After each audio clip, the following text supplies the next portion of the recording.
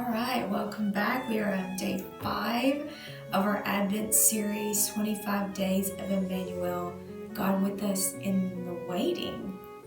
So we have been getting more specific every day about hope in different areas of our life because the first week of Advent is generally about hope. And we talked about hope for our heart yesterday. Today we're going to talk about hope for my home and my marriage. And I talked about yesterday the difficult thing that I walked through, my husband and I walked through last year.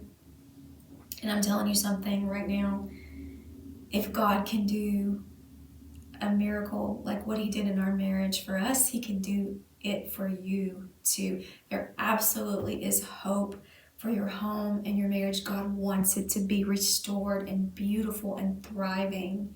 He absolutely wants you to have a purposeful, abundant home in marriage. And here's what we're going to look at today, Romans 15:13. May the God of hope fill you with all joy and peace as you trust in him. The fruit of hope, of hoping in God, is that you become full of joy and peace because you trust in him. So hope is not just something God gives us individually. Hope belongs in our homes too. God wants you to know and believe and trust that there's hope for a beautiful, holy and healthy home and marriage. And so, maybe your marriage feels strong. Maybe it doesn't. Maybe it feels tender. Maybe communication has been off. I can so relate to that because I think that's probably the number one problem with most marriages. The communication is off. Maybe your connection feels distant right now, especially this time of year with all the stuff going on. You feel distant from your spouse. Maybe you've been smiling on the outside, but you're carrying tension on the inside. That is the American marriage, isn't it? Pretend like everything's okay, especially in church. Pretend like everything's okay. And I'm going to challenge you to pretend, to stop pretending. You just need to let it go. It's not okay, and it's okay to say that. It's not okay. It's okay to be honest with God. That's where healing starts. That's where change starts, is when we become honest. So here's the beautiful thing. Wherever you are, Emmanuel is in your marriage too. He's in your marriage. He wants your marriage to work more than you do. Can you actually believe that? God wants your marriage to work and be healed more than you do.